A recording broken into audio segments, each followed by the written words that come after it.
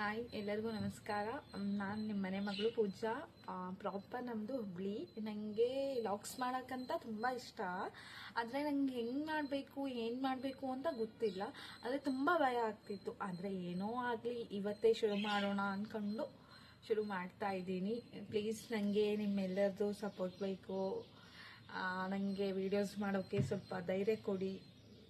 ಎಲ್ಲ ನಿಮ್ಮ ಸಪೋರ್ಟ್ ಇದ್ದರೆ ನಾನು ಚೆನ್ನಾಗಿ ವೀಡಿಯೋಸ್ ಎಲ್ಲ ಚೆನ್ನಾಗಿ ಮಾಡ್ತೀನಿ. Thank you. ಪ್ಲೀಸ್ ಸಪೋರ್ಟ್ ಮಾಡಿ. ಇವತ್ತು ನಮ್ಮ ಮನೇಲಿ ಪೂಜೆ ಆಯಿತು. ಅಂದರೆ ಗಣಹೋಮ ಪೂಜೆ ಮಾಡಿದ್ವಿ. ಆ ಪೂಜೆದ್ದು ವೀಡಿಯೋಸ್ನ ನಾನು ಇವಾಗ ಹಾಕ್ತೀನಿ.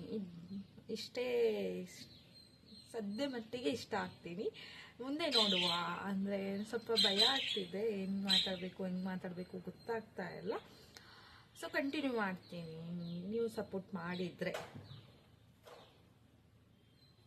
गोदावरी सरस्वती नर्मदे सिंधु कावेरी जलस्मिन् सन्निधिं कुरु इति मन्त्रेण गंगा माता मावाहयामि पवित्रो भव।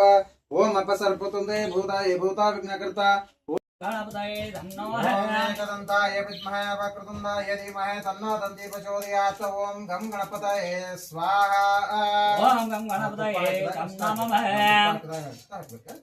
ओम गणनान् त्वा गणपतिं अवामहे कविं कवीनामुपमस्रवस्तमं ज्येष्ठराजं ब्रह्मणं ब्रह्मणस्पदानः शृण्वन्नोति विशीदसादनम्।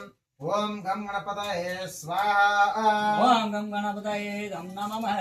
ಅಕ್ಷರಗಳ ಸಹಿತ ಆಹ್ವಾನ ಆಗ್ತಿರ್ತವೆ. ಹಾಗಾಗಿ ಅದು ಅವುಗಳಿಗೆ ಆಹಾರ ಆಗ್ಬಾರ್ದು. ಹಾಗಾಗಿ ನಾವು ಸ್ವಾಹ ಅಂತ ನೋಡಿ, ನಾವು ಸ್ವಾಹ ಅಂತ ಹಿಂಗ ತುಪ್ಪವನ್ನು ಹಾಕ್ತಿದ್ರೆ ಅವಾಗ ನೀವು ಸಹಿತ ಮನಸ್ಸನ್ನ ಸ್ವಾಹ ಅನ್ಕೊಂತಾನೆ ಹಾಕ್ಬೇಕು. ಸ್ವಾಹ ಅಂದ್ರೆ ಅಗ್ನಿದೇವನ ಏನ್ ಬಂದ್ರ ಸತಿಯ ಹೆಂಡತಿಯ ಹೆಸರು ಸ್ವಾಹ ದೇವತೆ ಅಂತ. ಹಾಗಾಗಿ ಸ್ವಾಹಾಕಾರ ಕೊಡ್ತಾನೆ ಆ ದೇವರಿಗೆ ಅರ್ಪಿಸಬೇಕು. ಓಕೆ ಫ್ರೆಂಡ್ಸ್, ನನ್ನ ವಿಡಿಯೋ ನಿಮಗೆ ಇಷ್ಟ ಆದರೆ ಲೈಕ್ ಮಾಡಿ, ಶೇರ್ ಮಾಡಿ, ಕಮೆಂಟ್ ಮಾಡಿ, ಸಬ್ಸ್ಕ್ರೈಬ್ ಮಾಡಿ. ಓಕೆ, ಬಾಯ್ ಬಾಯ್. ಮತ್ತೆ ನೆಕ್ಸ್ಟ್ ವಿಡಿಯೋದಲ್ಲಿ ಸಿಗ್ತೀನಿ. ಬಾಯ್ ಬಾಯ್.